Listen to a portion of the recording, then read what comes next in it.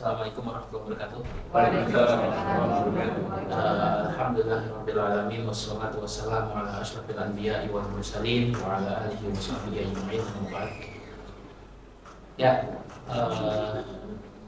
pertama-tama mari kita ucapkan syukur kepada Allah yang masih memberikan kita nafas kehidupan untuk berkah bekal akhirat. Semoga sholawat dan salam semoga tercurahkan kepada Rasulullah SAW dan para keluarganya, sahabatnya, dan kita juga sebagai pengikutnya hingga hari akhir nanti. Jadi sebenarnya memang ini kan rangkaian ya, tapi kita akan mulai dengan yang simpel dulu. Jadi saya akan paparkan sedikit yang relate ke teman-teman atau bapak dan ibu sekalian ya, yang mungkin di rumah suka di Shopee misalnya, atau misalnya suka buka PO. Misalnya di sini ada yang buka PO masak makanan nggak? Ada? Banyak. Oh, banyak, bagus. Nah, apa namanya? Atau yang suka just tip barang-barang Saudi, yang suka just tip sejadah misalnya dari Haram. Nah, apa namanya? Insya Allah kita akan coba bahas sedikit di sini hukumnya. Sebenarnya bukan hukum ya saya mengatakannya, tapi lebih kepada batasan apa yang harus dipenuhi ya, atau checklist ya, untuk bisa membuat transaksi ini memenuhi kaidah syariah. Sebenarnya lebih ke sana. Oke, ini langsung aja. Jadi saya nggak banyak mukadimah sebenarnya di sini, karena mungkin kalau mukadimahnya sudah disampaikan oleh Ustaz Fadil Mulyono ya tentang ada pada muamalah. Jadi saya fokus ke yang teknikal betul gitu ya, yang memang praktikal untuk dipraktekkan bapak dan ibu sehari-hari. Oke, jadi kita mulai dari just tip. Di sini yang suka belanja sejadah Saudi, atau misalnya nitip madu, nitip kurma, dari teman-teman yang buka just tipper di Saudi, atau yang suka just tip baju-baju di pameran deh kayak MLF, apa namanya, atau misalnya hal kultur dan lain sebagainya, mungkin ada di sini ibu-ibu. Gak angkat berarti malu. Oke, intinya adalah makin kesini saya fenomena just tip ini makin banyak ya. Bahkan ada teman saya yang sengaja pergi ke suatu negara hanya untuk buka jasa just tipan.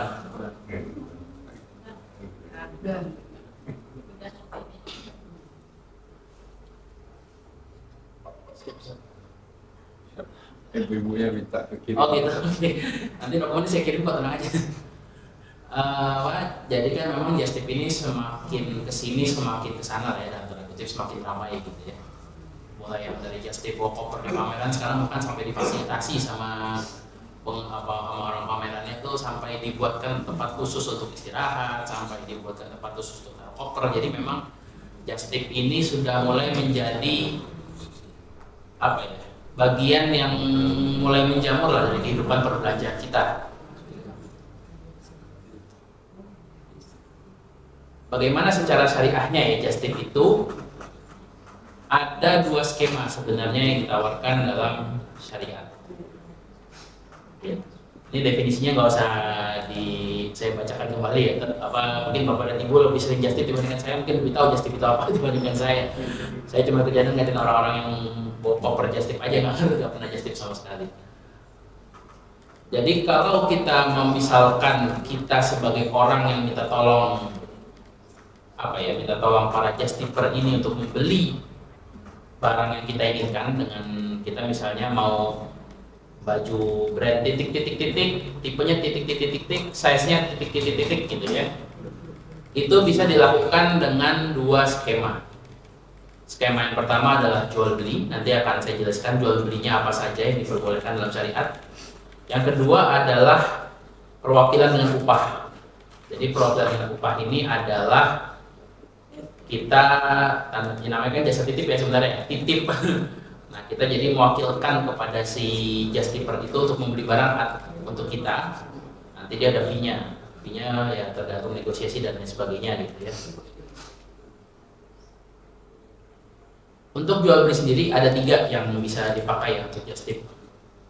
Yang pertama adalah jual beli salam. Jadi jual beli salam itu secara umum adalah jual beli spek tertentu, tapi barangnya boleh diserahkan nanti. Jadi barangnya boleh belum ada pas akad.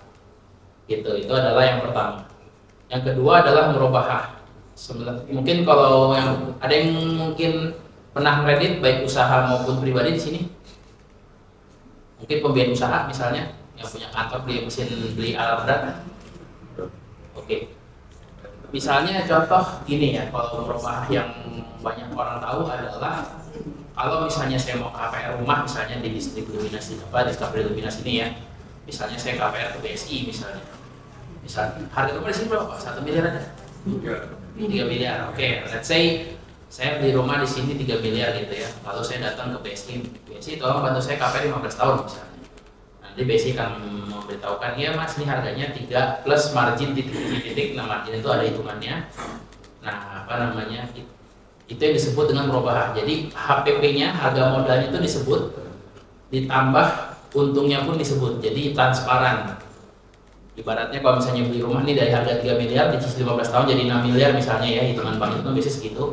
Nah itu ketahuan tuh 3 miliarnya itu pokoknya yang harga rumah aslinya cashnya, yang 3 miliar sisanya itu margin 15 tahunnya gitu. Bahkan itu dijelasin juga apa skema penyicilannya seperti apa, terus apa namanya macam-macamnya lah, apa perhitungan.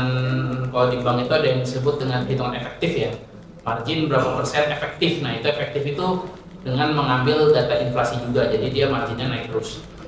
Apa namanya itu, apa pembiayaan murabahah yang biasa dikenal oleh masyarakat saat ini biasanya, terutama yang pengen kredit rumah atau bahkan kredit alat berat sekalipun di bank syariah. Tapi basisnya murabahah itu simple, jual beli di mana modalnya dikasih tahu, udah gitu aja sebenarnya. Karena kita tahu modalnya berarti pasti untungnya tahu dong, si bayar itu ngasih untungnya berapa gitu kan. Misalnya ada pedagang di pasar nih, dia jualan kangkung misalnya kan ada yang 15.000, ada yang berapa 5.000 siket ya, 10.000 siket kan. Misalnya dia bilang, iya pak saya ngambil dari pasar 6.000 nih. Nah 6.000 itu adalah modal dia, 4.000-nya untungnya. Nah itu disebut dengan, dalam syariat itu dengan jual beli murabahah sebenarnya. Paling terakhir adalah jual beli biasa ya, ini sebutnya musawamah, intinya orang tidak tahu modal. Jadi sesimpel harganya segini tapi gak dikasih tahu modalnya. Nah, itu namanya musawamah dalam syariat. Ini panjang. Nah, ini yang pertama.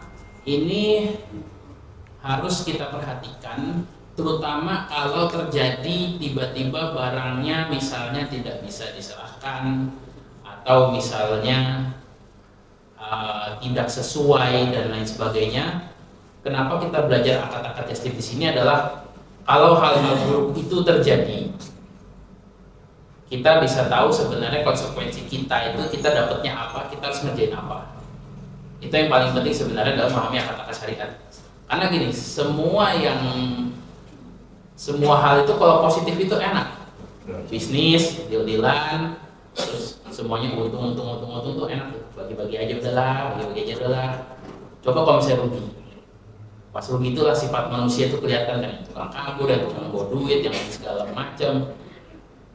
Makanya dalam syariat yang paling penting itu sebenarnya bukan ketika positif.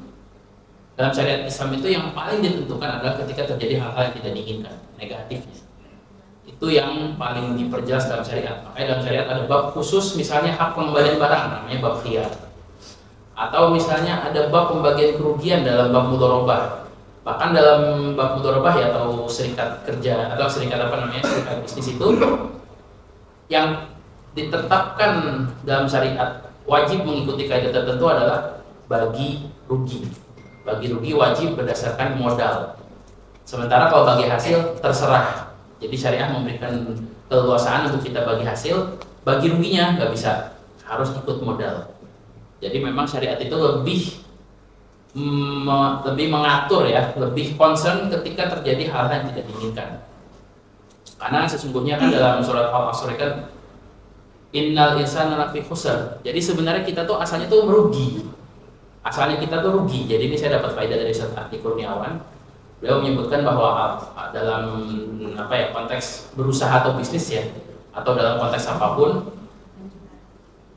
wal asr innal insana lafi khusr. Sesungguhnya manusia itu dalam kerugian. Asalnya manusia itu aslinya rugi, gue nggak ngapa-ngapain gitu loh. Makanya kalau misalnya kita nggak ngapa-ngapain ini sama hidup ini, nggak sholat, nggak kerja, ya kita rugi kan. Baru kita melakukan sesuatu di luar state of life-nya kita gitu ya, cuman makan tidur selesai, makan tidur selesai, kan ditambah konsep bekerja. Bekerja itu untuk menyelamatkan kita dari kerugian di dunia. Ditambah dengan konsep beribadah untuk menghilangkan kita dari kerugian di akhirat. Jadi asal state kita itu merugi gitu. Baru ketika ditambahkan sesuatu, baru kita bisa mengubah dari kerugian tersebut menjadi keuntungan. Jadi kita harus aktif untuk bisa jadi untung. Intinya seperti itu, bahwa kita harus konsen terhadap kerugian, makanya kita belajar akad syariah ini. Untuk konsep jual beli salam, pertama bagaimana praktikalnya. Jadi saya misalnya contohkan Mas tolong belikan apa biasanya yang dititip ke Saudi ini, saya nggak tahu. Misalnya titip sejadah ini, gitu kan. Ya sejadah yang misalnya dibelinya di Atoibah misalnya gitu kan, yang 30 realan itu, titip sejadah ini, motifnya ini, mereknya ini gitu ya. Terus habis itu langsung kata si orangnya gitu ya, kata si justipernya, harganya segini ya Bu. Nah itu biasanya kalau memang ada omongan seperti itu ya, tanpa ada ngomong jasa, tanpa ada ngomong apapun gitu ya, dan dia biasanya belum punya barang, itu akadnya lebih mudah jatuhnya ke akad salam. Jadi akadnya itu namanya akad jual beli salam. Jadi kalau misalnya nego nih langsung deal dan dengan harga yang tertentu, sementara kita tahu nih kan namanya justiper itu kan barangnya belum punya dia sebenarnya, dia harus beli dulu. Nah itu yang disebut dengan akad jual beli salam dalam agama Islam. Yang pertama untuk akad jual beli salam tadi ya, ini sudah jelas ya Bu gambarannya ya Bu. Kalau misalnya kita nitip barang, bilang sama justipernya, saya mau sejadah ini. Terus kata orangnya, ya harganya segini, tak tutup gitu ya, dan kita tahu orang ini nggak punya barang. Itu akadnya lebih dekat ke akad salam, akad jual beli salam. Kenapa? Karena nanti di akad-akad selanjutnya yang nanti akan saya jelaskan, ada redaksi yang sedikit berbeda dari segi informasi yang disampaikan ketika awal kita berjanjian. Untuk salam yang pertama adalah yang harus jelas adalah spek barang. Jadi spek barang itu yang harus jelas ya. Itu semua hal yang memang berpengaruh bagi buyer untuk pembelian barang tersebut. Jadi kalau dulu ulama itu lebih sempit sebenarnya definisinya, membatasi pada hal-hal yang mempengaruhi harga. Ternyata zaman sekarang yang kayak gitu tuh nggak cukup, karena terkadang misalnya baju warnanya merah, kuning, hijau, putih, hitam sama semuanya 130.000 misalnya. Ya kalau misalnya kita mesennya datangnya hitam, datangnya merah kan nggak cocok juga gitu loh. Meskipun itu tidak mempengaruhi harga, tapi sangat mempengaruhi pemakaian. Jadi itu tetap harus di-clear. Jadi misalnya saya mau titip sepatu misalnya, sepatu tipenya ini, warnanya ini, ukurannya ini, itu harus clear, harus jelas semua yang memang mempengaruhi kita pas pemakaian. Itu harus clear semuanya. Lalu yang kedua, ini juga penting ya, harganya harus clear dan dibayarnya di depan. Kalau misalnya deal-dealannya seperti tadi saya bilang, jadi langsung transfer uang. Nanti kalau misalnya ada biaya packing, biaya wrapping dan lain sebagainya, itu langsung diinputkan saja ke harga jual bisa, atau bisa juga dipisahin. Misalnya dia bilang ini harga sejadahnya segini, tapi saya ada biaya packingnya segini sama biaya pengiriman segini. Ongkir lah ya bahasanya kalau kita di e-commerce kan ongkir. Nah itu boleh dipisah, boleh digabung sama aja. Meskipun biasanya kalau misalnya yang digabung tadi bilangnya gratis ongkir, padahal dimasukin ke pos dia, nggak ada yang percaya lah gratis ongkir, nggak ada yang gratis di dunia ini. Lalu yang ketiga adalah waktu pengirimannya harus pas, harus sesuai. Jadi harus waktu pengirimannya harus disetujui. Dan kalau misalnya ada hal yang menyebabkan pengiriman itu terlambat, harus dijelaskan kepada buyer kenapa bisa terlambat kirim. Itu penting gitu. Ibaratnya kita just tip nungguin 2 bulan barangnya kagak nyampe-nyampe, ini barangnya di mana gitu kan. Itu penting tuh, karena biasanya ada aja lah, apalagi yang ngirim barang dari luar negeri tiba-tiba nyangkut di imigrasi kayak, atau misalnya nggak bisa dikirim atau apa, alasannya macam-macam lah. itu harus dipastikan waktu pengirimannya kapan. Kalau misalnya nggak bisa dikirim tanggal segitu harus dijelaskan kenapa, dan kalau misalnya ada kejelasan kapan harus dijelasin lagi. Kalau misalnya ternyata, oh saya nggak bisa, saya maunya dikirimnya sekarang, kalau nggak bisa sekarang saya nggak mau, dibatalkan saja akadnya. Ya Pak, dibatalkan saja akadnya. Kalau misalnya memang dia tidak bisa memenuhi termin pengiriman yang kita setujui, gitu. Ya apa namanya, kalau misalnya dia masalah, oh barang saya gini, ya kan justru kamu yang sudah komit untuk mengirim di tanggal segitu gitu loh. Terutama kalau udurnya tidak sama sekali tidak syar'i ya. Kalau udurnya sama sekali tidak syar'i itu tinggal dibatalkan saja gitu. Itu risiko bisnis ya, karena kita bisnis ada stok yang nyangkut ya, dia bisa jual lagi kan ujung-ujungnya. Lalu kalau misalnya yang di just tip kan itu dia nggak nemu yang pas gitu ya, terutama masalah warna ini penting nih, biasanya warna-warna nih apa, orang beli merah datang hijau tuh kadang kesel juga gitu kan. Atau misalnya kalau kita bapak-bapak gitu ya semoga saya belum bapak-bapak tapi intinya kalau misalnya yang laki nih mesen nih jersey, misalnya mesen jersey apa ya klub bola lokal ya misalnya, ya saya nggak mau yang klub bola asing misalnya mesen jersey ini gitu ya, lalu misalnya dapatnya yang dia maunya yang home, misalnya kalau Persib berarti yang biru misalnya gitu ya, ternyata oh nggak ada di tokonya, adanya yang away, ya harus kasih tahu itu adanya yang away Pak, mau ngambil yang away atau nunggu sampai yang home-nya ada lagi stoknya gitu, jadi harus diberitahu gitu. Atau misalnya kayak tadi beli khimar, kadang ibu-ibu nih saya lihat apa ukuran apa warna hijab itu bisa sampai ratusan, saya bingung warnanya apa aja gitu. Kadang beda tipis shape-nya aja tuh bisa bermasalah kadang gitu kan. Apa namanya, kalau dilihat tuh kayak oh ini merahnya kurang tua nih, atau misalnya ya apa coklatnya kemudaan gitu ya, itu harus diberitahu kalau memang ternyata tidak sesuai. Makanya kan ketika warna pun kan sudah harus betul-betul detail ya, bahkan kalau perlu dikirim ini sampel warnanya sebenarnya begini loh gitu. Jadi bukan hanya sekedar disebut, karena biasanya kalau misalnya coklat, wah coklat itu bisa 30 jenis sendiri sekarang orang bikin baju gitu kan, merah bisa 20 jenis sendiri kan ibaratnya untuk warna merah. Jadi kalau perlu emang dia orangnya picky ya jelaskan aja, saya maunya merah marun misalnya, merah batak misalnya, atau misalnya merah muda misalnya, atau kirim aja langsung sampel warnanya yang ini yang saya mau gitu. Jadi betul-betul clear untuk dari segi spek. Ini penting ya untuk just tip ya, terutama kalau misalnya barangnya di luar negeri, kalau misalnya sudah terkirim susah kirim baliknya lagi lah, itu mendingan di-clearkan dari sekarang. Lalu kalau dia ada perusahaan dan pengiriman, itu yang bertanggung jawab adalah sebenarnya ekspedisi. Karena dalam hukum syariat ya ada yang disebut dengan ijarah khosoh, ada yang disebut dengan ijarah mustarakah. Jadi yang satu itu adalah penggunaan jasa khusus. Jasa khusus itu biasanya karyawan ya, kerja untuk one-on-one, untuk satu pabrik dan lain sebagainya. Ada yang ijarah mustarakah, jadi dia penyedia jasa, customer-nya banyak.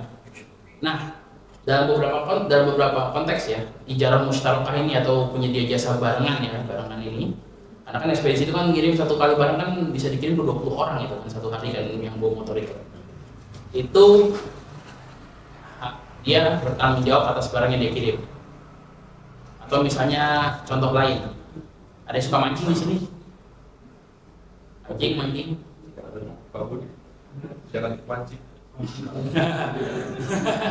Ya, jadi kalau orang mancing itu kan ada kadang bukan hanya mancing kan, ada dapurnya, kita bisa dimasakin apa gitu ya. Nah chefnya apa, warungnya itu atau dapurnya itu, kalau misalnya kita dapat ikan terus dia apa namanya melakukan kelalaian sampai akhirnya bosong dan lain sebagainya, dia tanggung jawab gitu. Karena ya kalau nggak kayak gitu dia senak udahnya aja banget kerjanya gitu. Jadi harus ada tanggung jawab untuk biar dia nggak ngasal gitu. Karena beda dengan karyawan kalau misalnya dia melakukan kesalahan langsung urusannya sama bosnya kan, mudah gitu. Tapi kalau misalnya dia ramean kayak gini kan, kalau misalnya dia ngasal-ngasal kan repot gitu loh. Banyak orang yang terlolimi, makanya dia dalam beberapa kondisi harus menanggung kalau misalnya terjadi kerugian atau ketidaksesuaian. Nah itu juga berlaku untuk ekspedisi. Ekspedisi itu kan dia menerima kiriman barang kan dari berbagai macam orang kan. Gimana memastikan bahwa si ekspedisi ini kalau misalnya ngangkat barang nggak main asal lempar aja terus jeder gitu kan, barangnya rusak, ada yang udah kebuka, ada yang retak segala macam, ya dia harus tanggung jawab. Kalau misalnya kayak gitu kan dia kerjanya hati-hati gitu. Lalu yang terakhir adalah kalau barangnya udah sampai dan speknya sesuai ya jangan ditolak gitu loh. Jangan tiba-tiba oh nggak jadi, nggak bisa, karena ketika kita akad salam ya tadi ya, saya beli barang ini dengan harga segini, kata dia oke saya carikan gitu ya, tanda kutip sudah deal, itu sudah mengikat akadnya, sudah lazim bahasa syariatnya. Ketika sudah lazim maka tidak boleh ada judulnya batal pengajaran tanpa kesepakatan. Terutama kalau datang barangnya speknya sesuai, itu nggak bisa dibatalin. Uang sudah jadi hak penjual, barang sudah jadi hak pembeli. Kalau misalnya pembelinya nggak suka atau misalnya bukan nggak suka ya, atau ternyata nggak jadi mau beli barang tersebut, ya siapa suruh beli di awal gitu kan. Itu kan merepotkan penjual juga. Nah, dalilnya adalah ketentuan-ketentuan ini ya, dalil klasiknya ya adalah hadis Rasulullah SAW, man aslafa fi syai'in falyuslif fi kailin ma'lum aw waznin ma'lum ila ajalin ma'lum. Jadi salaf ya, man aslafa itu barang siapa makan akad salam tadi pada sesuatu ya. Kalau dulu tuh di Madinah itu kurma. Jadi misalnya ini musim belum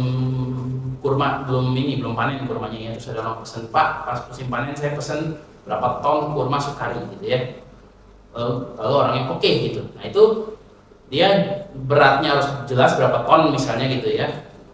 Terus jenisnya harus jelas, waktunya harus jelas. Kan kita tahu kan musim panen itu kapan, itu harus ditetapin penyerahannya itu setelah musim panen, tengah musim panen, bulan apa, terus clear. Nah itu diadopsi ke berbagai jenis akad zaman sekarang, diantaranya adalah just tip tadi gitu. Contoh yang lain misalnya adalah proyek-proyek pengadaan. Proyek-proyek pengadaan apa misalnya? Saya misalnya nih ada tambang di sini, ada yang kerja di tambang atau perusahaan oil and gas di sini, atau nggak ada? Nggak ada.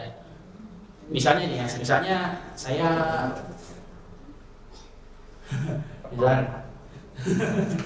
misalnya ada tambang, saya pesen berapa ton ikan sebulan untuk makan karyawan saya di site gitu ya.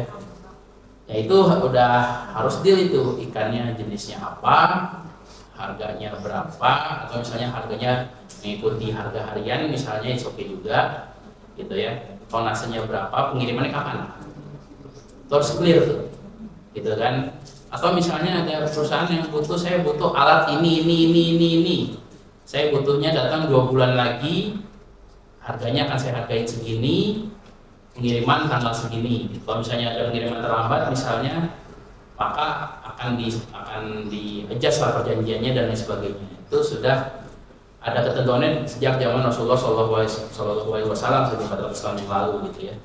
Ketentuan untuk proyek-proyek semacam itu. Tentunya diantaranya yang paling simpel adalah just tip.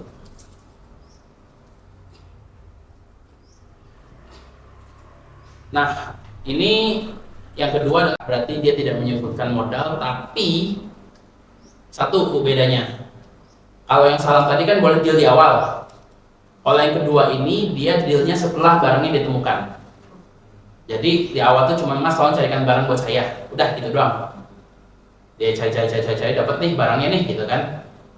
Baru Bu ini barangnya ada, kita deal ya Bu, harganya segini, packingnya segini, ongkirnya segini, deal. Nah itu namanya akad musawamah gitu.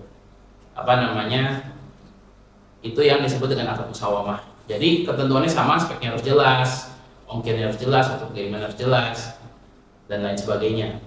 Nah tadi satu terakhir ya, yang penting adalah akadnya dilakukan setelah barangnya ditemukan.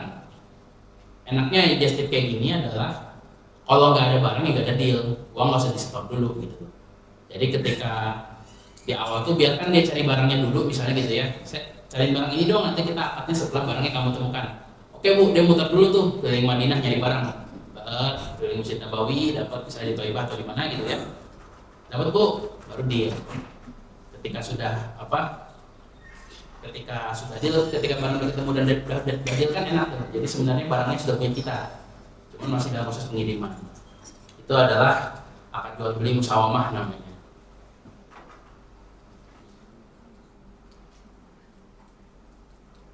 Nah, untuk yang merubah sebenarnya sama. Jadi dia apa namanya? Cuman bedanya adalah kalau merubah itu, ini kita bicara konsepnya ya. Bu, ini saya belinya harganya misalnya 20 real. Ini margin saya 5 real, ongkirnya segini, pokoknya apa? Wrappingnya segini ya, Bu. Nah, itu beda sebenarnya merubah dengan musyawarah tuh hanya di situ aja. Apa namanya? Buktinya gimana? Mungkin dia nunjukin struk pembeliannya atau gimana gitu kan. Mungkin yang paling bagus sebenarnya kan direkam ya. Jadi barangnya di video sama dia nih, Bu, ini kantongnya masih bagus, ininya masih bagus, ininya segala macam masih bagus, baru deal. Kan biasanya kan kalau just tip bagusnya seperti itu sebenarnya. Ketika beli barang, ini ya Bu, saya unbox bahasanya ya, saya buka gitu. Apa kalau misalnya bentuknya hijab, dalamannya nggak ada yang tambelan misalnya, apa jahitannya, terus jahitannya gak ada yang nonjol gitu kan, atau misalnya warnanya gak ada yang pudar dan sebagainya, udah dijelasin baru akad. Kalau misalnya di kemudian hari ada barang yang datang terus ada aib yang tiba-tiba muncul dan memang setelah dicek, direkam dan lain sebagainya tuh memang tidak ketahuan ya, tidak ketahuannya itu memang sudah benar-benar dicek ternyata aibnya ada di tempat lain atau misalnya memang di tempat-tempat yang tidak normal gitu ya, maka sebenarnya si buyer itu bisa mensyaratkan untuk dia bebas dari aib-aib tersebut gitu. Tapi dengan syarat tadi harus dicek dulu, benar-benar dicek apa thoroughly ya, atau full dicek gitu ya. Tadi makanya kan buktinya kan ada sebuah rekaman, jadi saya buka ini segala macam. Kalau ada aib yang di luar ini yang sudah saya cek, yang saya tunjukkan ke ibu misalnya gitu ya, ya saya sudah tidak bertanggung jawab lagi karena saya sudah melakukan pengecekan sesuai dengan standar gitu konsepnya.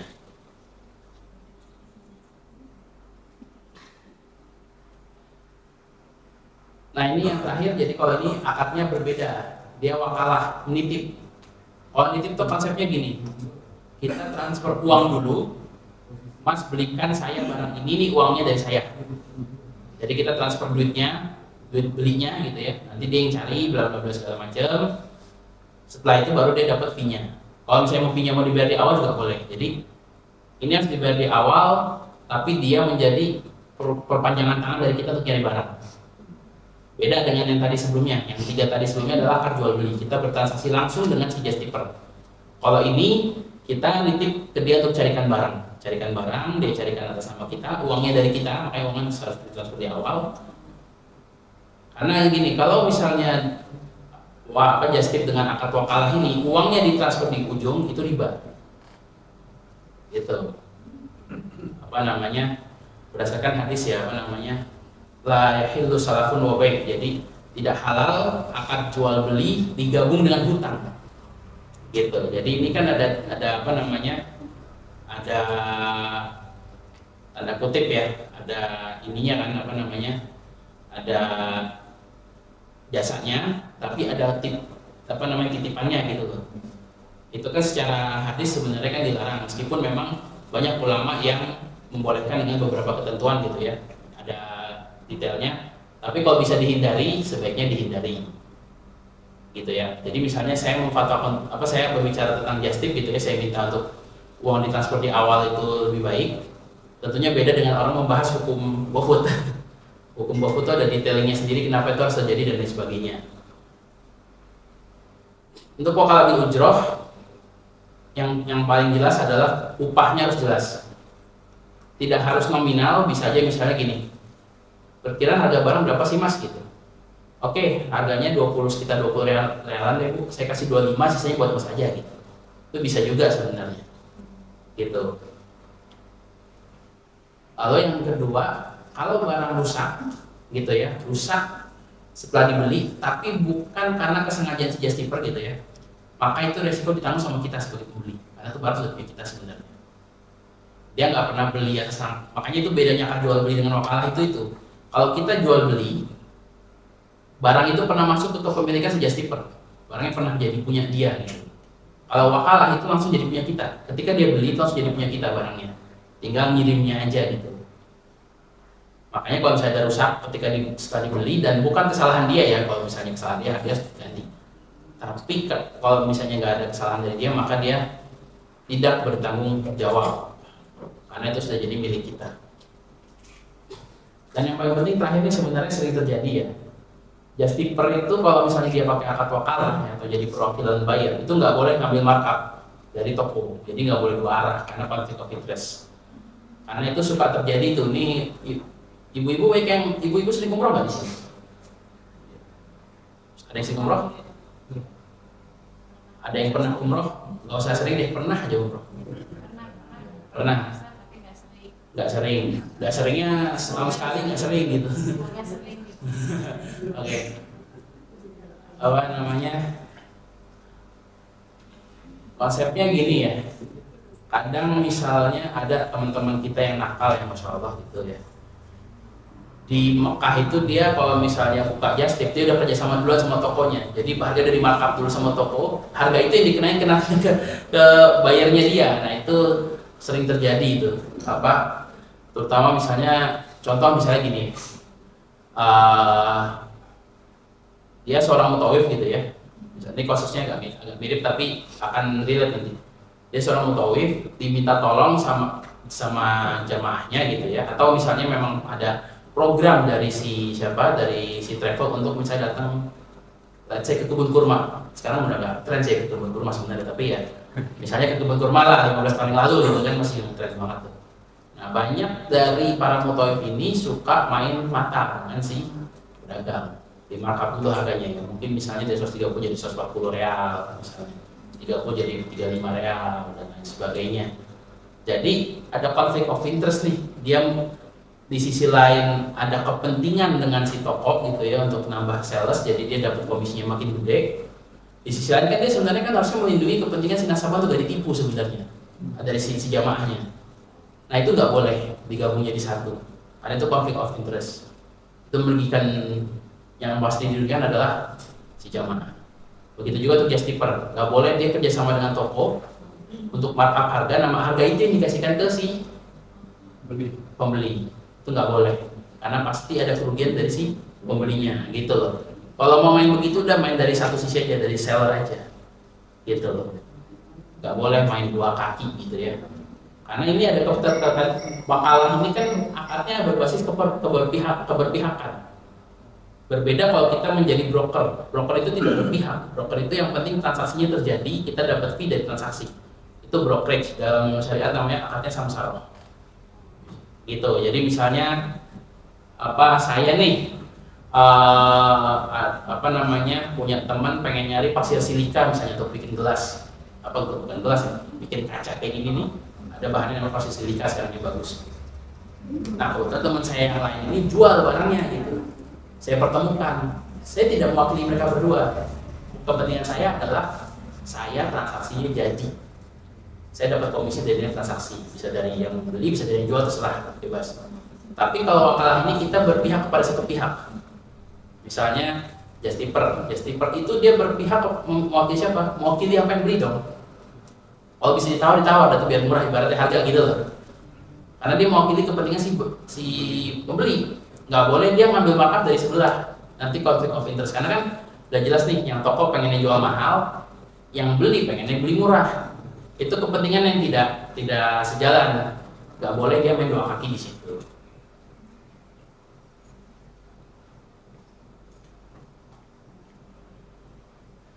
Oke, sampai sini ada yang bertanya atau nanti aja kali pertanyaannya ya di ujungnya. Di rapel itu. Di rapel. Nggak takutnya mungkin ada yang ingatnya sekarang kan. Lalu yang kedua, yang tadi just tip ya.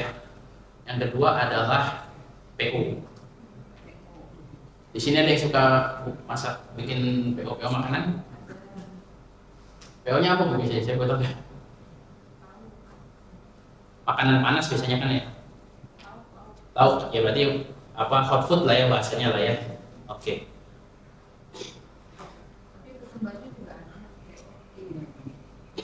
Oke. Biasanya PO-PO ini dikerjain apa Bu? Jadi saya bisa menyerap informasinya. Saya juga jarang PO sebenarnya, saya beli makanan jadi di luar aja biasanya. Baju jahit sendiri, baju dijahitin orang, baju udah jadi. Baju dijahitkan orang. Berarti kita di tengah ini terima orderan saja ya. Oke. Ada di sini yang bikin sendiri barangnya juga. Misalnya kalau lauk kan bisa masak sendiri tuh, untuk misalnya terima PO dari tanggal sekian sampai sekian, deliverynya tanggal sekian gitu. Ada nggak di sini kayak gitu juga? Kayaknya sih ada ya, cuman nggak aku nggak apa. Oke, jadi PO itu kan sebenarnya adalah pemesanan barang yang dilakukan sebelum barangnya terjadi secara fisik, gitu ya. Bedanya dengan just tip, kalau just tip itu kita tahu dia tuh sebenarnya hanya sourcing barang. Kalau PO itu kadang kita nggak tahu, dia tuh jahit sendiri, jahit sama orang, masak sendiri, masak sama orang tuh tidak perlu diketahui. Kalau PO biasanya kan gitu kan. Atau ternyata dia memang yang beli, misalnya PO-nya tuh PO impor gitu ya, PO impor, misalnya impor apa ya? Impor mesin lah ya. Bisa kita impor mesin ke Cina gitu ya, kalau misalnya dalam konteks barang gitu. Ya kita nggak mau tahu Cina dapat barang dari mana, yang penting gue pengen barangnya ada gitu. Nah itu adalah konsep PO sebenarnya kan. Sama kita juga bikin PO, mesen PO misalnya mesen 1 bungkus bihun goreng misalnya gitu ya. Ya kita nggak mau tahu mau dapat dari mana kayak bihunnya, yang penting ada gitu kan pas hari-harinya gitu kan. Atau misalnya kita pesen catering buat hajatan anak misalnya ulang tahun atau apa ya, meskipun nonton bisa lihat akarnya hukumnya diperdebatkan. Ya kita nggak mau tahu cateringnya dapat ayam dari mana, masaknya kapan, nggak mau tahu, pokoknya datang dalam kondisi hangat bisa dimakan. Kan konsepnya PO itu kan sebenarnya seperti itu. Nah dalam konsep seperti ini pasti akadnya jual beli. PO itu pasti jual beli, pasti akan ada jual beli di satu waktu dan lainnya, baik di awal ketika sudah deal, atau misalnya ketika barang udah jadi baru baru tanda kutip ya, baru akad. Intinya pasti ada akad jual beli antara yang menerima PO dengan yang ngasih PO. Itu sudah dipastikan untuk PO ya, konsepnya seperti itu. Akadnya bisa 3 akad jual beli yang awal tadi dengan ketentuan yang mirip-mirip ya, jadi speknya harus jelas. Terus kalau misalnya musyawarah atau murabahah ya, dia harus ketika barangnya sudah jadi baru akad ya. Jadi biasanya si PO sih jarang sekali pakai musyawarah atau murabahah. Yang paling biasa dilakukan adalah salam dan istisna, 2. Kenapa? Karena itu 2 akad dalam syariat ya, yang memperbolehkan akad sebelum barangnya ada. Konsep PO kan gitu, akadnya udah jadi barangnya belum ada, makanya akadnya salam dan istisna. Nah salam itu tadi ya, akad dengan spek tertentu. Misalnya saya mesen misalnya kita ngechat VOE, Bu saya pesen ya Bu, misalnya untuk hajatan sunatan anak saya, misalnya paket nasi kambing misalnya berapa, 200 packs, harganya per 1 packsnya 50.000 gitu kan ya. Itu sudah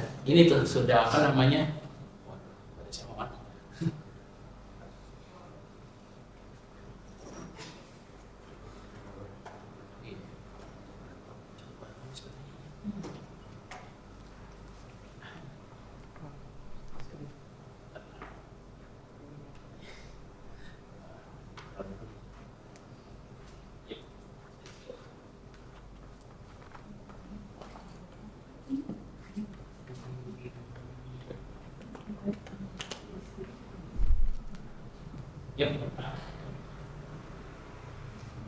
Nah tadi ya, lanjut ke contoh tadi, udah pesen nasi kebuli misalnya, nasi kambing 200 packs 50.000. Itu kan berarti sudah ada speknya tuh. Biasanya kan kalau orang pesen kan paketnya dapat acar, dapat segala macam, bla bla, sudah ada speknya, udah jelas. Lalu harus diserahkan pas hari hajatan, udah clear tuh, gitu kan. Kalau misalnya terlambat ya kalau hajatan nggak bisa terlambat, nggak bisa ada diundur, nggak bisa iya bubar hajatannya.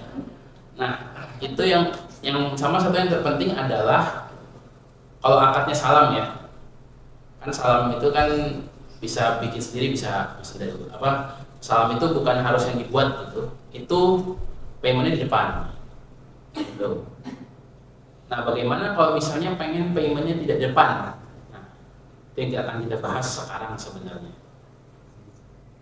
Untuk PO yang barangnya dibikin sendiri atau minta bikin orang, tapi barangnya dia dibuat ya, jadi bukan barang yang sudah tersedia di pasaran banyak gitu ya. Jadi kita harus bikin. Itu ada akad satu dalam syariat yang dihadirkan oleh mazhab Hanafi ya. Jadi ini pendapat mazhab Hanafi untuk akad ini. akadnya disebut dengan akad istisna. Akad istisna itu berasal dari kata sonat dalam bahasa Arab yang artinya membuat. Jadi istisna itu adalah akad minta dibuatkan. Jadi konsepnya harus barang yang diproduksi setelah kita pesan. Kalau just tip tadi kan ada barang yang udah diproduksi duluan nih, just tip dong, cuman belanja aja udah jadi nih barang ini sebenarnya gitu. Kalau istisna itu diproduksi setelah kita pesan, baik jahit sendiri maupun dijahitin orang, masak sendiri, dimasakin orang terserah, tapi dibikinnya setelah kita mesen. Itu adalah akad istisna. Nah, ketentuan biasanya sama, speknya harus jelas dan lain sebagainya. Tapi ada satu hal yang menarik, pembayarannya tidak harus 100% di depan. Jadi kalau misalnya catering itu kan DP 50% ya biasanya ya. Nah itu memang diperbolehkan dalam syariat dengan akad istisna tadi, mengambil pendapat mazhab Hanafi. Jadi pesan apa namanya, kayak tadi ya, saya pesan kebuli 2 spek 50.000, DP Pak 50%, kalau saya beli bahan. Nanti kalau misalnya delivery 50% lagi saya bayar. Itu akadnya disebut dalam syariat namanya akad istisna. Istisna.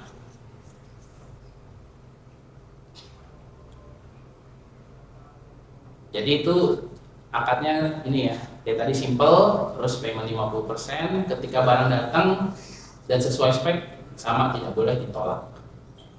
Kalau misalnya nggak sesuai spek gimana ya, diselesaikan dengan musyawarah mufakat, tapi asal hukumnya boleh dikembalikan dan uang minta dibalikin.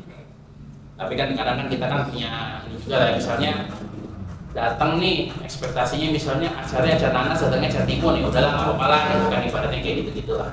Kan bisa dinego, tapi hukum asalnya acaranya boleh dibalikin, kita ganti acara nanas gitu bisa. Tapi ya kalau kita terus kayak gitu, kita hidupnya sampai juga gitu kan, makanya apa namanya bisa juga dilonggarkan. Tapi hukum asalnya boleh dikembalikan kalau saya nggak sesuai dengan kebutuhan.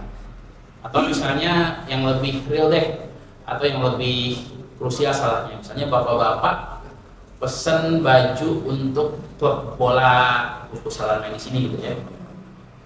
Dia misalnya saya maunya apa namanya bahannya ini, sablonnya begini, segala macam udah ditentuin. Pas datang sablonnya copot-copot, sablonnya nggak sesuai dengan yang diminta. Kan sablon itu jenisnya banyak macam ya, ada yang setrika, ada yang langsung di print, macam-macam lah tuh harganya makanya beda sablonnya itu.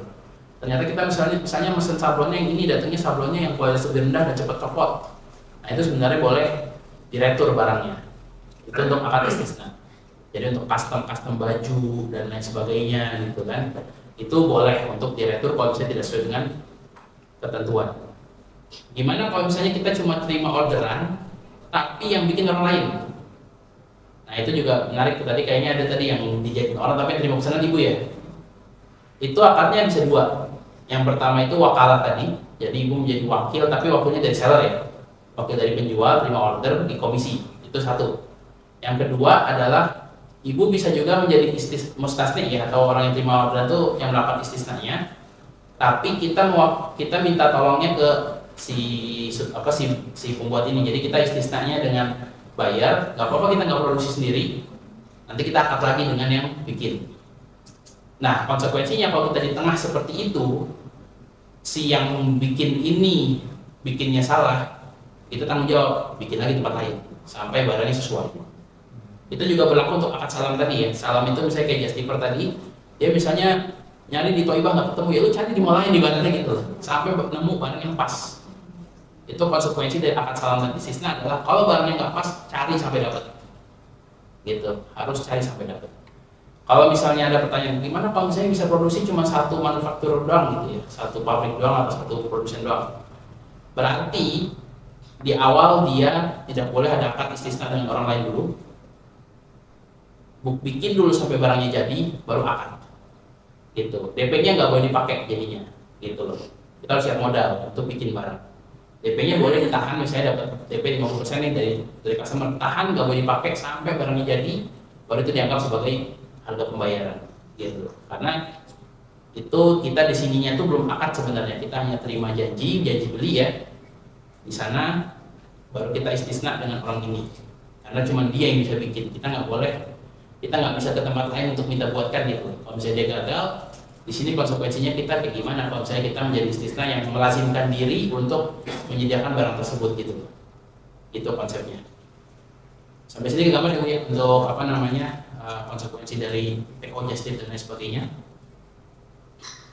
Ustaz mau tanya dong, misalnya di tengah-tengah dalam masa PO itu udah kasih DP, tiba-tiba pemberi itu membatalkan dengan alasan bla bla bla.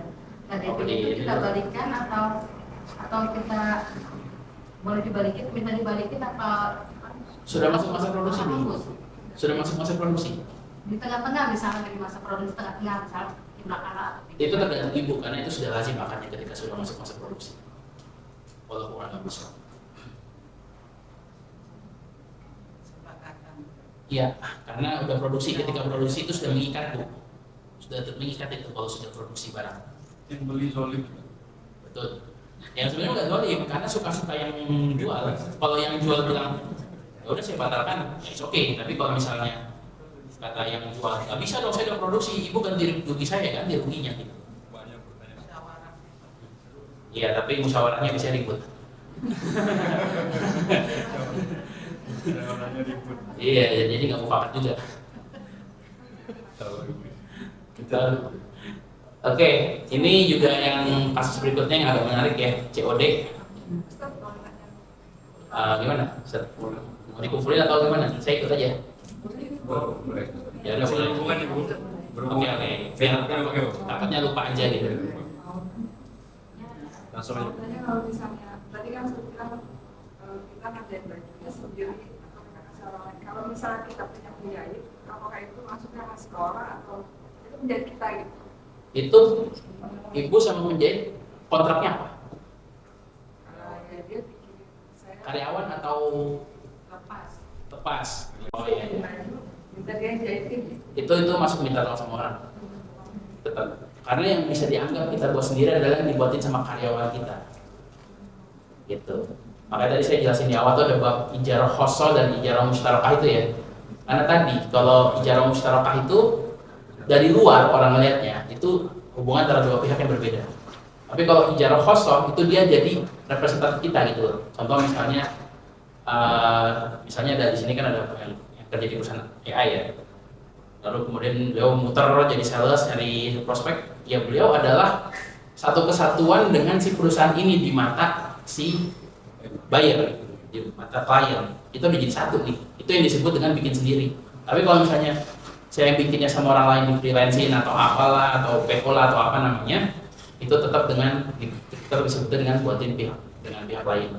Dalam syariat itu ada bab itu namanya bab istisna muazi, jadi istisna paralel. Jadi kita istisna, jadi yang bayar itu istisna ke kita, orang tengahnya istisna lagi ke pabrik atau ke maker. Itu namanya paralel istisna. Jadi tanggung jawabnya tuh beda gitu loh, antara yang satu dengan yang dengan yang lain tuh beda. Kalau kita sebagai orang tengah tanggung jawabnya ke buyer, tanggung jawab tuh. Makanya tadi saya bilang kalau misalnya ini suppliernya nggak bisa bikin, ya cari supplier lain. Gitu loh. Apapun yang terjadi harus ada nih barang gitu loh. Kecuali kalau misalnya kita ngomong baik-baik lah ke bayarnya. Ya nih supplier saya nggak bisa bikin, bla bla bla segala macam. Kita batalin aja ya Bu, gitu kan misalnya. Oh ya boleh, nego. Tapi hukum asalnya kita harus cari supplier lain. Gitu. Nah yang di sini gimana? Kalau misalnya dia nggak bisa bikin, ya dia juga sama. Ketika kita tagih barangnya jadiin dong gitu kan. Kata dia, oh nggak bisa mas, barangnya nggak jadi gitu kan. Halo, oh, ya. Barangnya nggak jadi gitu kan sama dia. Kita nggak mau tahu, kita juga nuntut ke dia. Pokoknya barangnya harus jadi gitu loh. Jadi kita hubungan dengan dia dan bayar hubungan dengan kita itu dengan dua akad yang berbeda dalam syariat. Disebutnya dengan istisna muazi, paralel. Muazi itu paralel namanya. Gitu.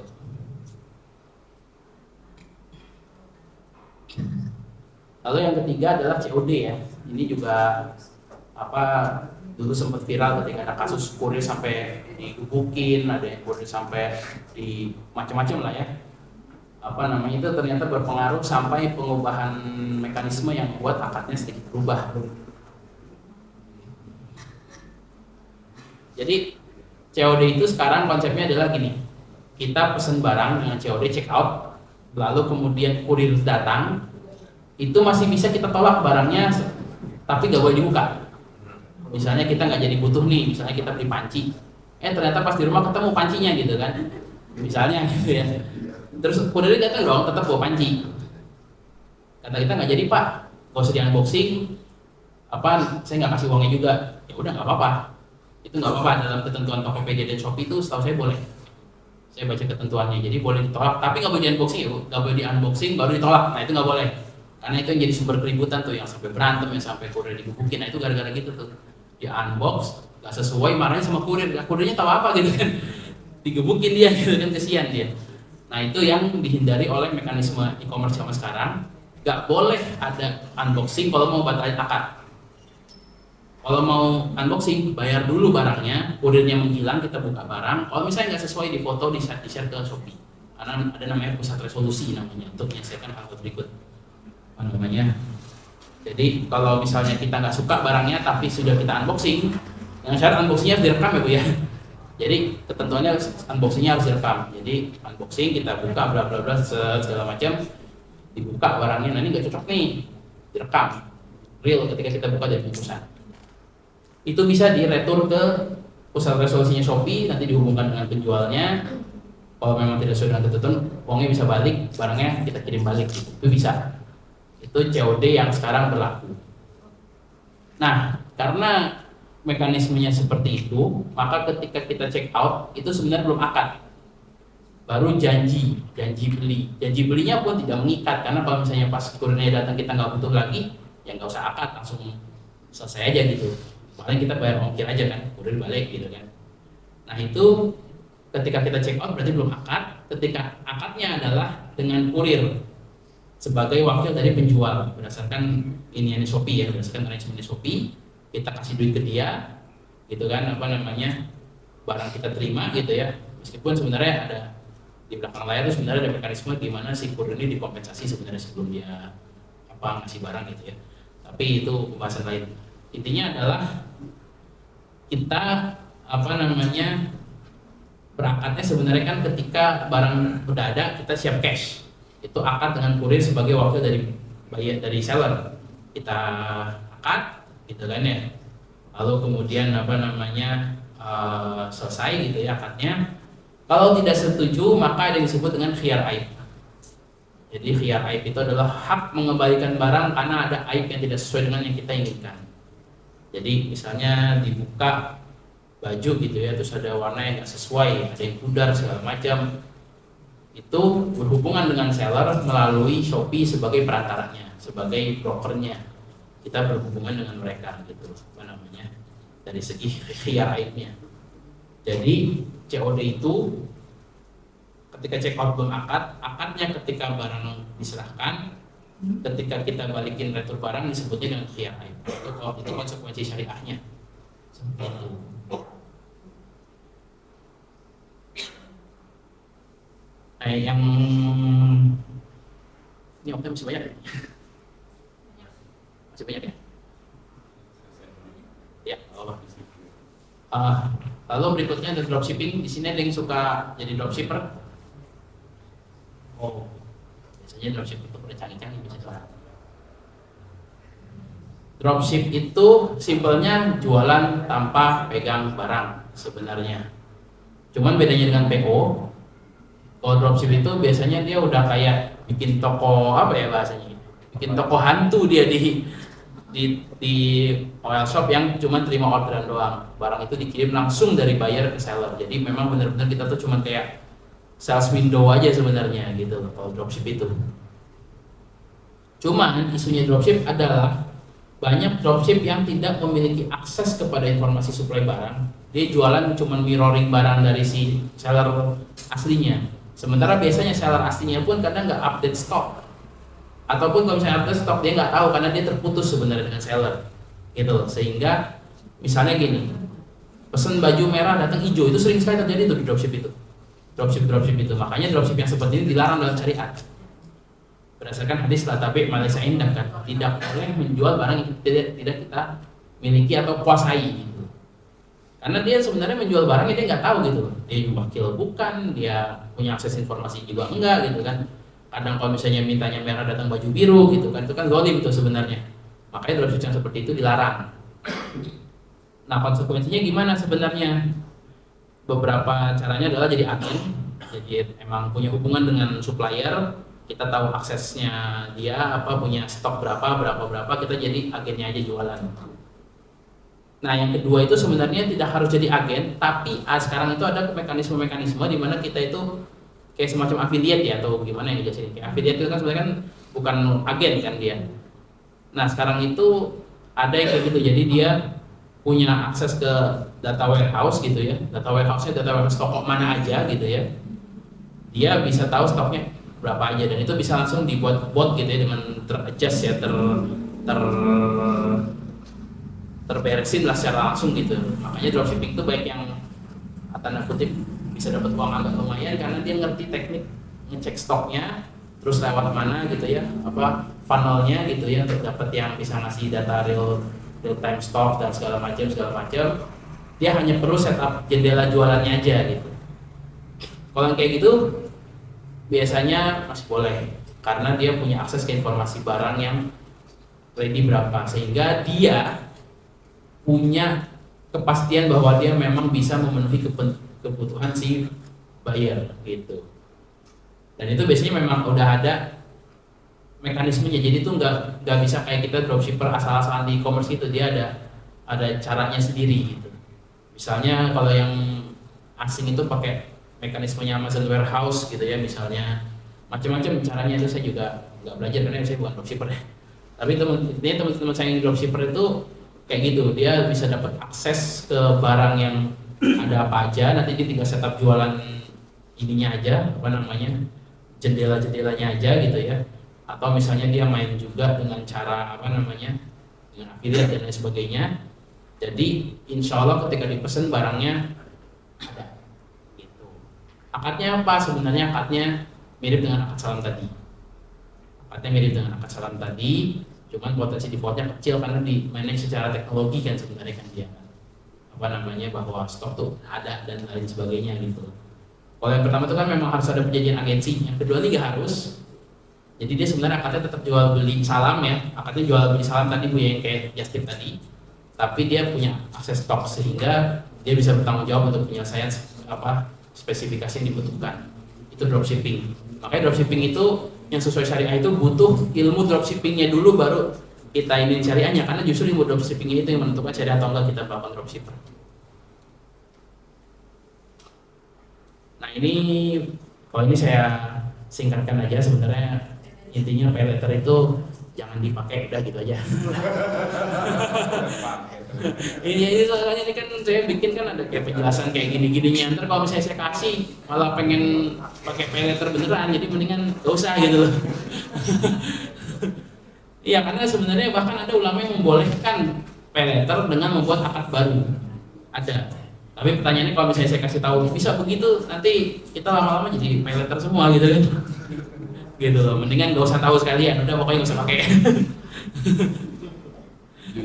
Lalu yang terakhir adalah yang suka bingung sekarang adalah kalau di check out kita ada biaya asuransi wajib, asuransi pengiriman, asuransi kurir, asuransi apalah terserah apa namanya, itu kalau wajib diperbolehkan, itu kita tetap belanja.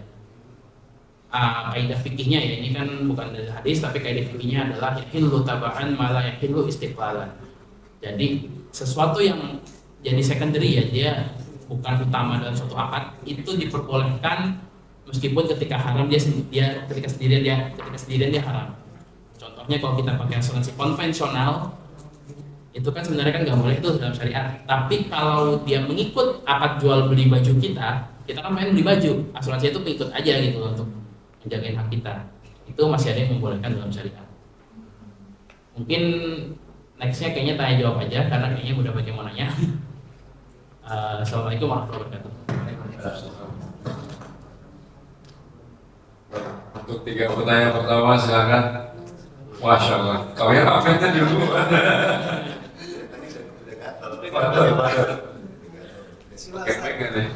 Dua boleh Ustaz? Boleh, ya nggak tahu tanya yang lain kan hak penanya yang lain. Dikumpulin aja dulu, nanti. Jadi biar kita tahu berapa lama jawabnya. Ini yang pertama terkait hukum akad kan yang pertama, misalkan saya bangun rumah dengan owner. Jadi perjanjian dengan owner itu selama pembangunan rumah itu 4 bulan. Antum kontraktor. Ya. Yang pemilik rumah ini berarti pemilik lahan kan? Kan rumah ada. Oke. 4 bulan. Oke. Tapi di sela-sela waktu akhir itu si owner minta penggantian warna cat, sehingga kita jadi mundur waktu selama 2 minggu. Ya itu berarti dia harus tanggung 2 minggu keterlambatan kan dia minta perubahan spek. Masuk riba waktu nggak? Terus yang kedua terkait PO. Lanjut aja. Oh, iya. Wah, ini ngapain sini? Ya lanjut. Misalkan saya pesan pintu dengan DP 20%. Tapi Pintunya kayu, besi, kayu. kayu. Oke. Tapi di pertengahan waktu si owner ini nggak punya duit nih untuk biaya produksinya. Karena kita perjanjian di awal udah 20% saja. Oh gitu, jadi antum DP 20%. 20% perjanjiannya. Perjanjiannya antum hanya terima 20%. Ya, tapi si supplier di pertengahan pekerjaan dia nggak punya uang sehingga kita minta DP lanjutan lagi gitu. Tidak sesuai dengan kesepakatan di awal 20%. Si bayarnya mau nggak? Sikap kita seperti apa itu aja sih. Oh gini, jadi gini. Sebenarnya kan sikap kita adalah yang wajib itu kan transparansi. Dijelasin aja kondisinya gini-gini, Pak enaknya maunya seperti apa, gitu. Karena kan gini, mau kita buat dengan hukum syariat tadi yang harus kewajiban bla bla bla. Ketika si bayarnya, ya udah saya tambahin, ya udah selesai urusan, nggak usah dengan urusan hukum lain gitu. Karena bayar dengan sukarela menambah pembayaran gitu kan. Pembatalan ini nggak jadi masalah. Kok dibatalin kan belum dibatalin? Karena kita nggak suka aja dengan kesepakatan itu. Gitu. Maksudnya? Ya kita nggak suka karena ada penambahan biaya nggak sesuai sepakat di awal 20% tadi gitu. Nggak, maksudnya gini, bayarnya aman nggak gitu? Enggak. Kalau bayarnya nggak aman, nah itu yang harus diberesin, gitu loh. Kalau jadi kan kita pasti kita kan sebenarnya kan di tengah, kita kan berurusan dengan buyer. Bayarnya mau ngomong apa ya kita ikutin kan. Ibaratnya kalau misalnya kita ngomong Pak, gini Pak, bisa nggak? Kata bayarnya ya udah cinya saya tambahin gitu. Ya udah selesai di urusannya kan, kita nggak usah meribetkan lagi lah. Jadi kita kayak ngasih duit lagi ke supaya lu bikin gitu kan. Udah, jadi dia tetap berproduksi dan ya bisnis as usual aja gitu loh. Tapi kalau misalnya bayarnya nggak mau nambah, itu kan udah luar kesepakatan, maka kita tekan si suppliernya. Kita berangkat bisnis dengan supplier. Jadi pertama yang harus kita tekan adalah gimana nih bisa produksi lagi nggak? Terserah dia mau minjem ke bank syariah kayak kemana, kita terserah gitu loh. Atau yang kedua, batalin deh Pak akadnya, balikin uang saya gitu. Bisa nggak dia? Kalau misalnya nggak bisa kan berarti kan harus cicil. Antum harus mikirin tuh gimana kewajiban antum bayar si bayar atau gimana cara antum nyari supplier lain. Gitu loh. Jadi memang kewajiban antum kan pasti di hadapan si bayar nih. Iya, Klien kan, bayar antum kan. Nah di sini kan ada produsen nih. Ketika dia tidak bisa memenuhi kan kewajiban kita tidak tergantung dengan pelaksanaan dia. Kita harus cari supplier lain. Nah pertanyaannya ada duitnya nggak gitu. Kalau nggak ada duitnya kan berarti kita harus tekan dia nih. Dia harus bisa produksi apapun yang terjadi, mau pinjam ke bank kayak apa kayak terserah gitu kan. Tapi banknya syariah ya. Intinya seperti itu gitu loh. Kewajiban kita dengan dia tidak selesai. Gitu loh. Kalau misalnya dia membatalkan akad dengan kita, ya kita harus balikin 20% DP yang udah diminta sama dia kan gitu. Mas. Akan siapa duit?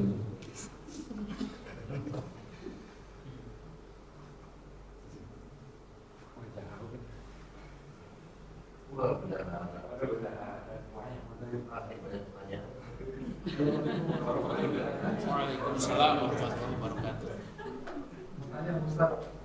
Ya Pak, mau jawab Pak? Enggak. Palsu gimana Mas? Palsunya apa dulu nih? Kadang-kadang kita isi misalnya isi tahu 19. Jelas KW. Yang koinnya kan kita juta lah.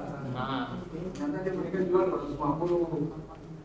Itu udah ketahuan bilang nih KW 1 atau gimana sih anak gitu. Hukumnya gimana ya? Nah masalahnya kadang KW itu belum tentu non ormi. Jadi kadang orang tuh KW itu ada juga yang diproduksi sama produsen yang sama, memang kualitasnya turunin. Oh ya, mana deh? Tadi mana? Oh, bisa alhamdulillah. Biasa gitu ya. Jadi saya dulu tuh dapat informasi ya, tapi ini bisa dicek kebenarannya. Kadang KW itu bukan berarti bukan barang palsu, tapi dia memang barang kualitas lebih rendah yang diproduksi di tempat yang berbeda, gitu. Jadi ada yang memang palsu nih, barang palsu gitu kan. Ada yang dia KW 1 tapi ya memang produksinya dari brand yang sama, cuman memang pabriknya beda, kualitasnya turunin dan segala macam. Kalau itu yang pertama barang palsu ya gitu ya. Sebenarnya tentunya nggak boleh kalau yang benar-benar memang itu dibuat dari produsen yang nggak sesuai, nggak berizin lah gitu ya. Tapi kalau misalnya yang kedua itu menurut saya sih masih boleh. Jadi ada dua nih tipe KW nih, KW beneran dipalsuin, ada KW yang lower quality tapi masih dibikin sama produsen yang sama gitu, sama brand yang sama gitu. Dan itu kan tetap boleh, karena itu kan masih legal. Meskipun memang yang diakui ini bukan KW gitu, nggak sesuai dengan barang ori yang dikirim ke klub bolanya gitu loh. Kalau barang ori itu kan sebenarnya kan sesuai dengan kualitas yang dipakai sama si pemain kan? Kalau misalnya kita kos bola gitu. Itu setahu saya ya. Kalau ori itu maksudnya kalau kita beli jersinya Lionel Messi ya itu sama dengan baju yang Messi pakai ketika main bola gitu. Tapi kalau misalnya yang KW ya berarti bukan dengan bahan yang sama, mungkin ya segala macamnya lah. Kayak second line-nya gitu ya. Iya. Second line quality-nya. Kayak gitu. Setahu saya ya, kalau salah mungkin bisa dibenerin, tapi setahu saya tuh seperti itu.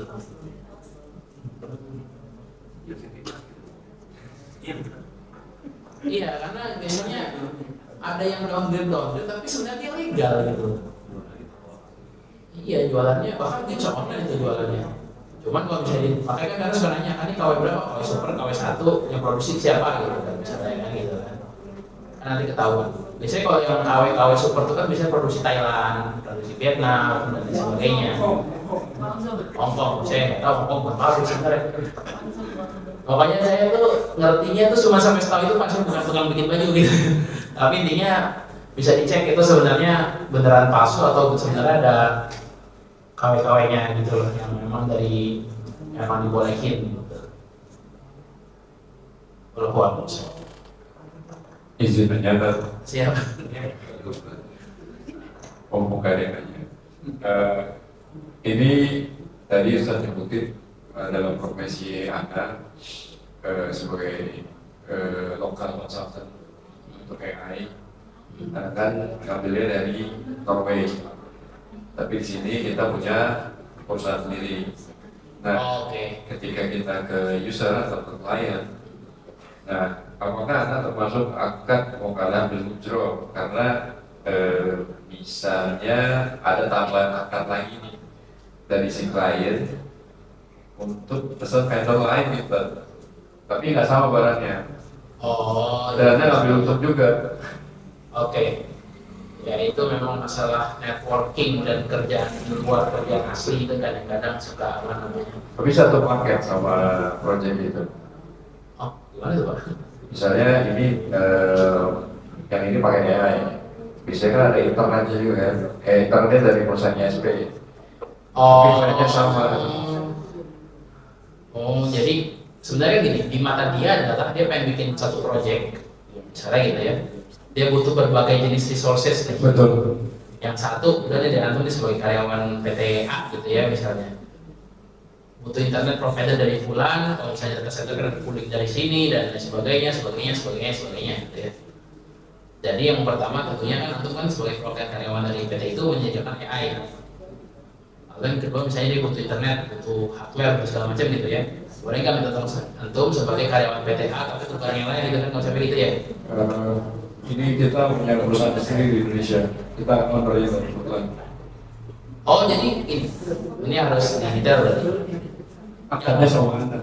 Nah, yang Norway itu dia kan provider tech ya, AI-nya. Tapi antum di Indonesia kan bukan karyawan dia. Bukan. Mitra partner. Agen lah. Agen ya. Agen. Kalau agen selama nggak disyaratkan one on one ya dan tidak ada dan bukan kompetitor ya, kalau mungkin antum jualan dia punya AI terus jualan lagi dengan kompetitor yang serupa itu kan nggak etis. Tapi misalnya antum punya akad dengan dia sebagai AI provider, antum punya akad dengan internet provider, antum punya akad dengan cooling engineer-nya gitu ya misalnya, atau misalnya antum punya akad untuk yang hardware, yang Huawei segala macam gitu kan. Itu sebenarnya nggak apa-apa. Kalau seperti itu, kalau besok sih menurut saya nggak ada masalah. Justru kalau kayak itu akan sama antum sebagai perusahaan sendiri kan? Iya. Iya, ya beda. Itu boleh. Boleh kalau misalnya memang. Atau ya udah antum terima aja satu proyek ngerjain semuanya, atau cari antum ingin sourcing semuanya gitu kan? Kalau dari sisi kliennya bisa nggak? Kan Anda udah ngambil Itu memang beda akad gitu, apa namanya? Jadi itu memang meskipun antum tanda tangannya sekali, tapi itu dua akad yang dipisah sebenarnya dari syariat. Gitu. Untuk retainer dan pengadaan itu beda gitu. Dan antum cara dapat cuannya pun beda gitu. Oh ini satu tapi tadi. Gak apa-apa yang ini satu, kan kontraknya satu gak apa-apa, tapi itu sebenarnya dua akad yang terpisah. Iya terpisah. Karena kan nanti ketika antum buat pasal kan pasti dipisah tuh. Konsekuensi ini adalah ini adalah ini. Dengan penyebutan yang berbeda itu akadnya dipisah langsung. Gitu. Yang satu tuh akadnya jual beli, yang satu akadnya ijaroh. Gitu. Meskipun tanda tangannya sekali, nggak masalah. Boleh tapi itu tadi. Boleh. Boleh. Boleh. Ustaz, ada Ustaz. Banyak Pak Kodi.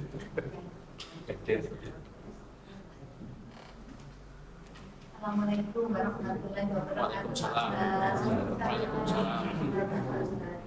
Ustaz, kalau misalnya kita ada toko interior atau apa gitu ya Ustaz, kemudian kita itu memakai sistem seperti deposit itu ke gudang, sistem deposit ke gudang-gudang bank kain atau apa seperti itu, kemudian agar si toko itu mendapat harga lebih kecil, lebih murah dari satu.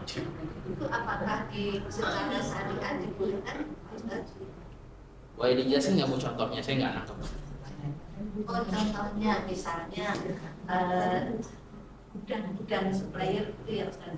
Oke. Barangnya apa bu? Seperti kain. Oh, woodworking gitu ya. Atau whatever seperti itu. Oke. Kalau dari toko itu deposit ke gudang tersebut, toko akan mendapatkan harga lebih murah. Depositnya diapain itu bu sama dia? Duit. Nanti tahu Pak Ustaz. Oh, oke. Deposit itu Oke. Tapi depositnya belum beli kan? belum. Belum Kita beli. belum. Jadi kayak nabung di gudang gitu ya Ustaz. Ya kalau uangnya nggak dipakai kan masalahnya kan itu. Dia garansi kayak uang garansi kali tadi. Garansi tapi kan nggak boleh dipakai Kita uang kurang garansi. tahu untuk apa gitu, kita kurang tahu. Oh gitu. Terima kasih. Saran saya gini bu. Ini saran ya. Jadi Maksudnya biar kita dapat harga lebih Betul. murah, karena ditawari imporan. betul. Nggak boleh. Jadi saran saya apa namanya? Turunan. Biasanya dari deposit sampai beli lagi itu kapan? Ya kalau ada sama Pak Ustaz. Oh, ada rentang waktu kira-kiranya nggak? Enggak, Nggak ada. Pokoknya kadang bisa 2 bulan, kadang bisa seminggu gitu ya. enggak ada waktunya, enggak ada batas waktu. Ini nyala ya tadi nyala terus nih. Apa namanya? Oke, berarti dari dari narok sampai pesen lagi tuh gak jelas, bisa 2 bulan, bisa seminggu, bisa kapan aja gitu ya. Bisa tiap hari, ada seminggu sekali, bisa. Oh, jangannya pendek ya bu ya? Iya, Jangannya pendek. Oh, kalau pendek. itu nggak masalah. Iya, apa pendek? Kalau pendek daripada deposit. Sebenarnya gini bu, kalau pendek lebih baik ibu taruh duitnya kayak orang naruh di toko sembako. Nanti nggak bu? Ya, maksudnya ini saya naruh di toko sembako nih. Ntar kalau gue beli, kalau misalnya saya beli tepung, potong, ini potong, itu potong gitu. Iya, Lebih baik seperti itu bu. Jadi konsepnya sebenarnya akadnya itu adalah nitip. ya seperti itu Pak Ustaz. Titip, tapi titip gak boleh dipakai kecil ya bu ya. Titip gak boleh dipakai loh. Gini, kalau misalnya nggak boleh dipakai, tapi kita jadi hutang, kita jadi hutangin dia gitu. Gitu. Jadi ketika ada bayar potong gitu konsepnya. Jadi harus dipahami juga gitu. Ketika bagusnya adalah nitip bu, kan bagusnya nitip. bagusnya itu dititip tapi tidak dipakai. Ketika ada pembelian, potong gitu loh. Itu lebih aman dari segi syariah. Kenapa itu lebih aman? Karena tidak ada utang di situ. Gitu. Kalau yang kedua, yang tadi ya, yang masuk dipakai duitnya, tapi dia ngutang ke kita harus dipotong gitu kan. Masalahnya kan ada diskon nih. Nah, sebagai ulama itu mengatakan diskon itu riba. Gitu sebenarnya. Saya nggak bilang saya berpendapat seperti itu. Ini saya bukan menyampaikan pendapat saya pribadi, tapi kalau mungkin bertanya ke ustaz lain akan mengatakan itu riba.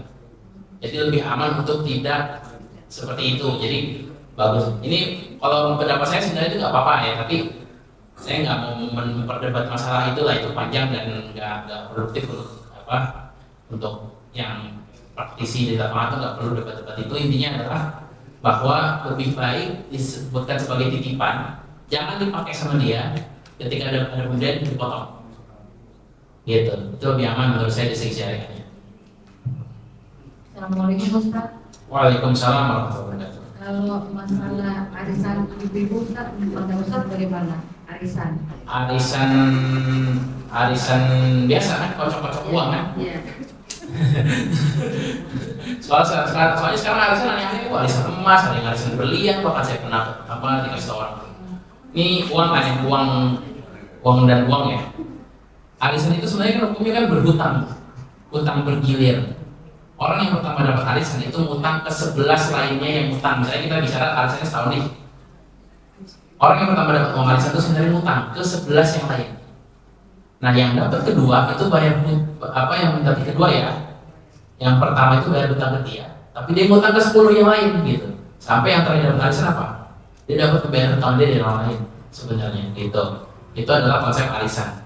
Boleh enggak? Boleh. Tapi kalau saya betul-betul harus dijelaskan tujuan arisan itu apa gitu. Jadi apakah misalnya ada benefit ketika dia kena musibah nih, arisannya buat dia dulu gitu kan. Jadi kan ada benefit sosialnya gitu ya. Terus yang kedua ya untuk bendaharanya fee-nya harus disepakati juga. Karena kan biasanya kan ada yang ini kita bendahara nih yang ngurus ini, biasanya bendaharanya suka motong-motong tuh. Nah, itu fee untuk si bendaharanya harus didiri di awal, jelas sehingga ketika dia ngambil uang lagi dari belakang itu berarti khianat. Gitu. Untuk arisan itu yang biasa suka terjadi gitu. Arisan RT, arisan dekat rumah tuh yang paling bahaya itu suka tilep uang di belakang layar itu dari si bendaharanya, itu harus di-clearkan gitu untuk arisan. Boleh. Mau tanya tentang MLM, ibu MLM-nya apa? Banyak MLM di sekarang.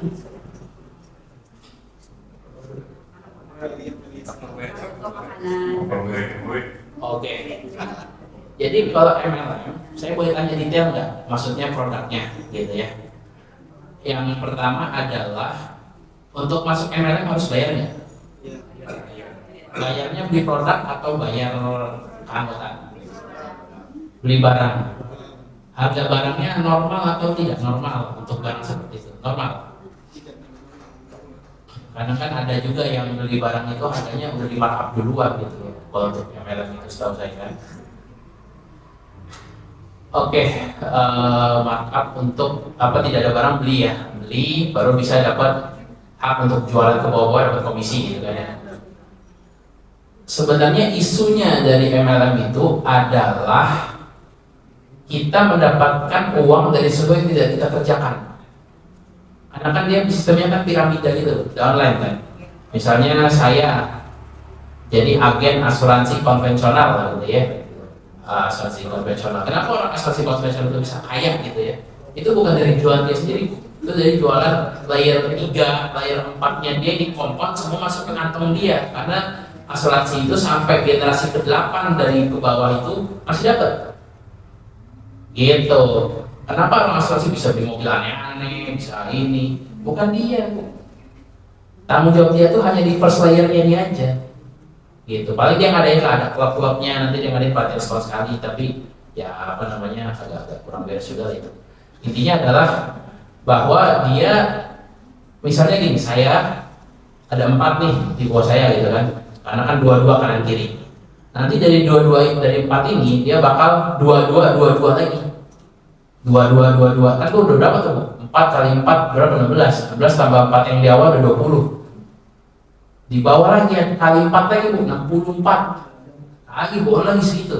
Itu kenapa orang-orang MLM atau direct selling ya, itu ada yang direct selling namanya, ada MLM bla bla bla namanya, itu bisa kaya. Itu komisi dari bawah itu dia berhak dapat sebagian. Itu adalah cara MLM atau direct selling ya, atau keagenan asuransi apapun itu namanya bekerja. Jadi dia bisa kaya. Nah pertanyaannya adalah apa yang kita lakukan untuk orang yang ada di level 3? Kan nggak ngapa-ngapain Bu sebenarnya, gitu. Kita nggak bantuin dia marketing, kita nggak ngapa-ngapain juga, gitu kan. Terus tiba-tiba kita dapat duit dari dia, gitu. Itu yang sebenarnya tidak fair dari segi keagenan atau MLM seperti tadi. Itu yang dilarang oleh para ulama. Itu yang pertama. Yang kedua, piramid ini kan pasti ada ujungnya. Nggak mungkin sampai infinity ke bawah gitu terus, kayaknya nggak mungkin deh gitu kan ibaratnya gitu. Ibaratnya gini, kalau saya asuransi ini, saya dapat orang jadi pembeli polis gitu ya, kan secara tidak langsung sebenarnya kan dia bisa jadi agen gitu kan. Belum tentu juga dia aktif gitu. Berhentilah di situ layarnya. Pertanyaannya gini, yang paling tanda kutip ya, paling sia siapa? Yang di atasnya dia. Yang di atasnya dia karena dia nggak dapat apa-apa dari yang paling bawah ini gitu loh. Gitu loh. Ibaratnya seperti itu. Pertanyaannya adalah kita tahu nggak sebenarnya kita di atas atau di bawah? Kan nggak pernah tahu sebenarnya. Itu yang akhirnya dilarang oleh para ulama berdasarkan hal tersebut. Gitu. Jadi ada dua hal kenapa itu dilarang. Jadi yang pertama ketidakjelasannya tadi, yang piramidnya. Yang kedua adalah kita dapat kerjaan dari sesuatu yang dapat uang dari sesuatu yang tidak kita kerjakan sebenarnya. Nggak ada apa, kita nggak ngapa-ngapain dapat duit. Gitu. Bahkan tidak berisiko juga, itu tidak ada risikonya. Kalau investasi kan ada risikonya, jadi kita bisa berhak mendapatkan uang kan. Ini kan ada risikonya. Dia jualnya terus ke bawah, kita secara pasti dapat uang gitu. Itu yang dilarang dalam syariat mengenai MLM atau keagenan dan lain sebagainya. Apa itu mungkin dari saya gitu sih sebenarnya. Mungkin dijawab tuh, jelas ya penjelasan saya? Oke, itu sih kalau saya ngeliatnya seperti itu. Mungkin ada ustadz lain yang berpendapat lain. Setahu saya Ustadz Amin Nurbais itu beda pendapatnya dengan saya. Pendapat yang saya ambil ini kan merujuk kepada beberapa ulama di Saudi. Ustadz Amin juga punya pendapatnya merujuk juga gitu ya. Ustadz Amin menurut saya, setahu saya pendapatnya beda. Mungkin bisa dicek untuk MLM. Ya Mas, silakan. Kalau mau tanya, Ustaz, Assalamualaikum warahmatullahi wabarakatuh. Waalaikumsalam. Dijawab salamnya. Kalau jual beli saham itu gimana hukumnya, Ustaz? Saham apa Pak? Kayak surat berharga ya? Enggak sahamnya apa, saya tahu Pak, saya juga main saham kok. Yang ditawarkan sama pemerintah tuh yang Sukuk itu bukan saham. bukan saham. Itu sukuk Pak. Sun ya? Sun apa SRN? Itu kan sekarang ini yang masuk ke masa-masa pensiun kan, di orang pada dapat uang tuh misalnya dari siap sosteknya apa namanya? Dari Napen. Gitu. Ah ya, betul. Kasih tahu kamu keluar, nah ini kamu masukin aja menjadi saham atau gimana gitu. Pas pupuk itu jadi surat berharga. Betul. Itu gimana tuh kalau seperti itu? Pastikan yang syariah Pak. Kalau sukuk pastikan yang syariah. Kalau sukuk itu ada pasti syariah ya. Jadi kan surat berharga itu kan ada yang syariah dan yang konven. Kalau Bapak senangnya beli yang kayak Sun, SRN, sukuk dan lain sebagainya, belinya sukuk Pak yang syariah. Jadi kalau pemerintah itu namanya ada SRN, ada kodenya SRN sekarang nomor berapa ya SRN-nya sekarang? SRN 025 apa setahu saya. Jadi setiap ada offering itu Bapak cicil SRN itu boleh, itu istilah bisa lewat bank bahkan. Jadi kalau mau beli yang kayak gitu Pak, pastikan beli yang syariah. Yang syariah itu kan sebenarnya bukan saham Pak, itu apa ya bahasanya? Surat berharga. Iya, kalau sukuk itu seperti obligasi, karena dia penerbitannya bareng Pak sama obligasi. Misalnya Bapak beli SRN nih, itu pasti penawarannya bareng sama sunnya, pasti itu satu prospektus biasanya. Atau misalnya penawaran dari misalnya ya perusahaan A menerbitkan corporate bonds ya, obligasi korporasi. Itu biasanya sekarang udah direnteng Pak, sukuk plus obligasi jadi satu prospektusnya, karena memang penawarannya bareng. Nah, Bapak beli yang syariah saja, beli yang syariahnya secukupnya aja, toh returnnya sama. Gitu. Kecuali kalau Bapak mau main saham emiten ya, mau trading saham itu beda urusan lah, karena itu ada ketentuannya sendiri untuk trading saham. Tapi kalau cuma mau beli surat berharga dalam bentuk obligasi syariah itu bisa, beli yang syariah aja. Insya Allah udah masuk waktu subuh. Kalau saya mau pikir, insya Allah selalu nggak cukup waktu Ustaz. Dan alhamdulillah kita sudah belajar fikih lagi hari ini, dan memang terakhir beliau ini di antara banyak ustaz-ustaz fikih yang pop up di digital media kita atau di kajian-kajian yang memang punya ilmu mungkin dan tikoh seperti Ustaz Ami, Ustaz. Kalau beliau ini termasuk jajaran yang muda nih, yang contohnya ada Ustaz Ami, Ustaz Arwani dan segala macam. Beliau ini hadir mengisi hal-hal yang buat anak muda, dan beliau anak pikir cukup praktis di Bito Syariah. Beliau juga dikasih solusinya dari Mas Dery waktu itu, dan kalau nggak salah angkatan Ustaz Abdurrahman Zahir sekelas malah beliau ini. Demikian ya, semoga Ustaz mendapat berkah dari keilmuan antum dan diberkahi keluarga segera. Beliau ini orang yang dikasih cahaya Allah dan dilengkapkan dengan ilmu, insyaallah. Baik, cukup. Semoga kita bisa bertemu lagi dengan Ustaz. Dan demikian kajian kita hari ini.